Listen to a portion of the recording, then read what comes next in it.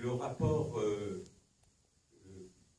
milieu rural, enfin, c'est très fort encore au Cambodge, la proportion de la population. J'ai été très sensible à ce que vous disiez d'abord que son salaire, il est de $150. Vous voyez ce que ça veut dire. Et il envoie $50 à la famille. C'est plus qu'une coutume, c'est une obligation morale, et je suis très sensible à ça. Et puis, ce qui dégage des rapports humains, quand on est à peu près dans un moment paisible, comme le Cambodge vit à peu près maintenant, c'est la grande douceur des rapports des gens. Là, c'est des jeunes. Bon, il y a une bagarre entre mâles à un moment donné. Bon, mais disons, ça ne devient pas dramatique. Et c'est quand même la dominante. Donc, moi, je suis très sensible à ça. J'ai un fils cambodgien, qui est plus vieux que ceux qui sont sur l'écran, et aussi, j'ai été sensible à un moment donné quand il pose la question à son frère et qu'il ne répond pas. C'est très difficile. Et ça, j'ai été aussi très sensible à ça parce qu'au Cambodge, pour ce que j'en vis depuis des années, il y a presque impossibilité de dire non. Mais le silence, vous l'interprétez comme le sourire.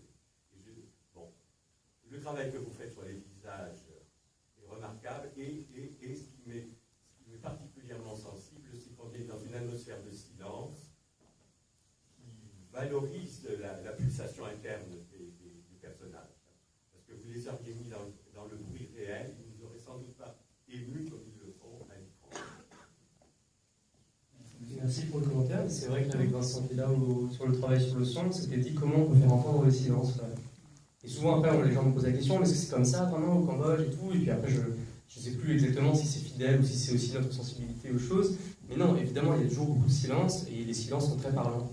Et j'ai l'impression que dans ces silences, mais aussi dans ces creusets, où du coup, après le silence arrive, la voix et la phrase, elles sonnent aussi d'autant plus fortes et d'autant plus émotionnellement. Donc c'est quelque chose qu'on a beaucoup travaillé sur le rythme du film à travers les silences, les plages de silence et les plages plus pleines au niveau du son. Je fais d'ailleurs j'en profite pour parler aussi un peu de la musique, parce que je ne sais pas si vous avez apprécié la musique, donc je suis extrêmement fier. La musique a composé donc Jérémy Arcache qui est là et Christophe Mulsac, qui sont deux musiciens qui appartenaient au groupe Revolver il y a quelques années. Et en fait, j'en parle d'autant mieux que demain, en fait, on va, les premiers à qui je le dis, mais on sort la musique gratuitement sur toutes les plateformes de téléchargement, type Spotify, iTunes et Deezer. Donc voilà, si vous avez aimé la musique, vous pouvez l'écouter à partir de demain. Diamond Island Music, j'imagine. Pour garder le côté formel, c'est sublime. Vous avez une sublime photo. Je suis désolé, j'ai oublié le nom de votre directeur photo. Je veux savoir quelles auraient été vos influences pour. Oui, alors on a travaillé avec Thomas Favel. Aussi, après, en post-prod avec Yannick Pillman avec Allo, parce qu'il y a beaucoup d'un gros travail d'étalonnage. Et la lumière a été faite par Bertrand Prévost, qui est juste là. Et on a travaillé beaucoup en amont, en fait. Ça veut dire qu'on a beaucoup travaillé en amont, avec Bertrand, avec Yannick, même avec l'étalonneur en amont, en préparation du tournage, en disant voilà ce qu'on veut. Et ce qu'on voulait, c'était faire des pas de côté par rapport à la représentation, disons, réaliste de l'image, et essayer de travailler l'univers de Diamond Island pour en faire vraiment un vrai lieu, je dirais pas surréaliste, mais irréel, quoi. Et travailler ça sur la matière même du film, parce que c'est vrai que quand on y met les pieds dans le lieu réel, on a l'impression d'être dans un autre monde. Donc du coup, on voulait travailler ça. Et travailler la question du lieu virtuel, parce que c'est vrai que Diamond Island, c'est à la fois, pour moi, c'est un lieu qui paraît faux, et en même temps un lieu où viennent les jeunes qui viennent s'y balader tous les soirs, et en même temps qui a en lui, une porte en lui, à la fois le rêve, mais aussi l'illusion. Et une part déjà des enchantements. Et toute cette question du virtuel, ça se trouve, de l'image du jeu vidéo, de quelque chose qui serait presque hologrammique, d'où l'hologramme à la fin du film, toutes ces choses-là nous ont stimulé l'esprit, les publicités en 3D, d'animation et tout, qui sont aussi une espèce de facticité, les effets spéciaux qu'on utilise parfois dans le film, tout ça nous a beaucoup travaillé. Et donc du coup, l'un des axes, vraiment, c'est la couleur, évidemment. Donc, on le voit après dans le film, mais on a beaucoup travaillé à comment mettre en scène la couleur, comment faire en sorte qu'on va utiliser les couleurs qui existent, mais on va aussi parfois en mettre un peu plus dans le réel, pour qu'ensuite, en post-production, et après que le montage est fini, etc., on puisse aller vraiment extirper toutes ces couleurs pour rendre Diamond Island aussi coloré, aussi fluo et aussi irréel qu'il est vu peut-être à travers les yeux des personnages. C'est un peu ça l'idée. Comment donner une équivalence, une interprétation de ce monde vu à travers les yeux des personnages. Et donc on a travaillé ça, et après toute la musique des mouvements de lumière, de couleurs, etc. et tout, participer à cette esthétique-là, avec au moins peut-être en tête l'image de papillons attirés par la lumière, tous ces jeunes qui arrivent sur Diamond Island, électrifiés par cette modernité qui prend les atours de ces lumières dans tous les sens bariolés, de ces mouvements. C'était comme si toutes les lumières qui bougeaient étaient on disait un peu une sorte d'écho émotionnel aux vibrations intérieures des personnages, quoi.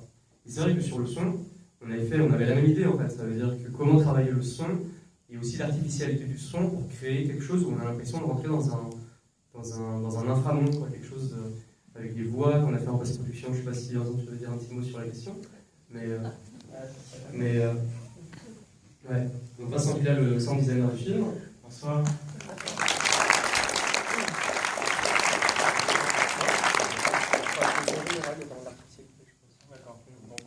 Pour parler de l'artificialité des voix, on avait déjà décidé au scénario. Donc avant le tournage, on se doutait qu'il y aurait des séquences qui seraient dures au tournage, à filmer, à tourner, puisqu'il y a beaucoup de bruit à Phnom Penh. Ce qui est beau à Phnom Penh, c'est qu'il n'y a pas de restriction de bruit, entre guillemets, si je peux appeler ça du bruit, parce que moi j'adore ça. Il y a des motos tout le temps, il y a des voitures tout le temps, il y a des gens tout le temps, il y a des fêtes tout le temps, il y a des représentations de musique pour les morts, très souvent. Même tous les jours, en fait, dès qu'il y a un mort, il y a une musique. Donc il y a beaucoup de vie, c'est la vie. Donc, et donc on savait qu'on allait être embêté sur certaines séquences, on s'est dit voilà, cette séquence-là sera de la post-synchro parce qu'on a envie vraiment de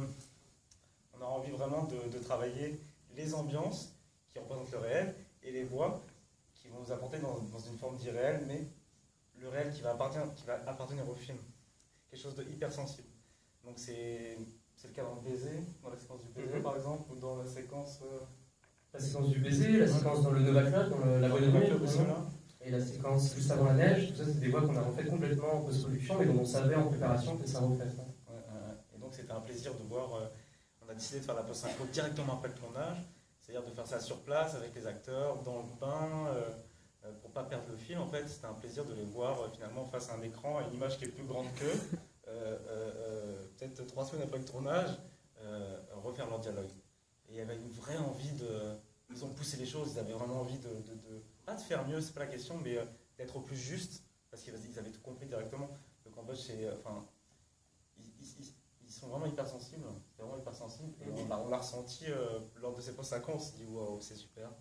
On a vraiment vibré sur ces post-synchronisations en fait. Et donc le travail, c'était juste de travailler les ambiances avant de faire ces post-synchronisations pour amener une autre forme de réel, peut-être une ambiance plus froide, une ambiance plus chaude. Est-ce que cette ambiance-là, elle est en accord avec cette voix? Est-ce qu'on veut qu'elle soit en accord, en désaccord? Qu'est-ce qu'on veut vraiment transmettre par rapport à cette séquence-là? Et donc ce travail préparatoire étant fait, on est passé en studio et on a fait cette post-synchronisation, Davy a dirigé les acteurs, nous on était plutôt au timbre, à la couleur du son, et voilà comment il y a une genre de synesthésie, je dirais, dans l'auditorium qui s'est faite 15 jours après le tournage. Et moi, ce que j'ajouterais, c'était par rapport à ce travail-là, c'est que c'était du coup, si je nomme les séquences dont on a parlé, c'est-à-dire le club par exemple, le baiser ou la neige, c'était comment travailler une fausseté du son avec une ambiance très irréelle qui fait qu'à un moment, moi en tout cas le fantasme que j'avais, c'était que c'était plus des voix qui nous parlaient, mais des cœurs qui se parlaient de façon télépathique.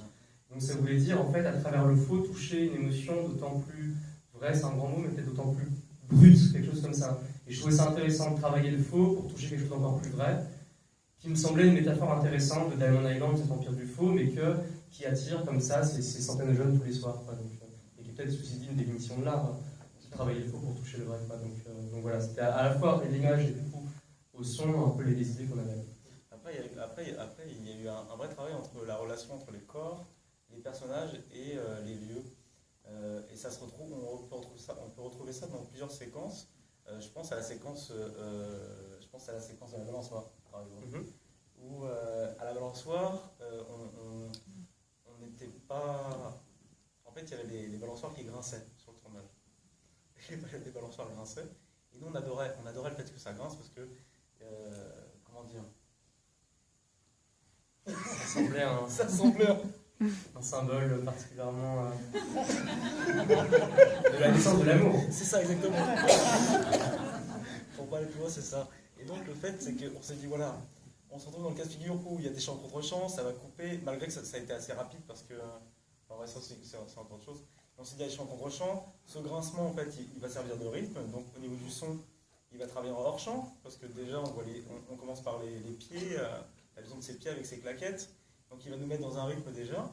Mais si on le prend en son direct, comme ça, au tournage, ça sera jamais en rythme, ça va faire... Ça va être marrant, quoi. Donc on s'est dit, bon, qu'est-ce qu'on fait? Alors, c'était toute une mécanique, il y a dans plusieurs séquences, pas qu'une seule. Ça a été un peu comme ça. C'est ça que, moi, c'est ça le truc que je ressens aussi du tournage, avec le recul, c'est de travailler tout ça en amont. Et même bien avant le tournage, on pensait à ces choses-là. On avait pensé à ces sons-là. Peut-être que, on était assez... Grosso modo, ce qu'il veut dire, c'est qu'on a passé des heures pour graisser les balanceurs pour qu'il y ait peu de son, pour ensuite tout recueillir en post-production. Voilà. Et maîtriser le son.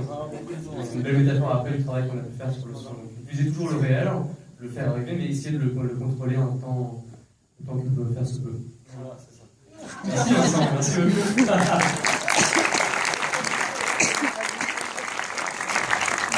Malheureusement, on va devoir s'arrêter là. Bien sûr. Je voudrais encore une fois vous remercier pour ce film, pour votre présence, Merci pour l'invitation. pour vous souhaiter le meilleur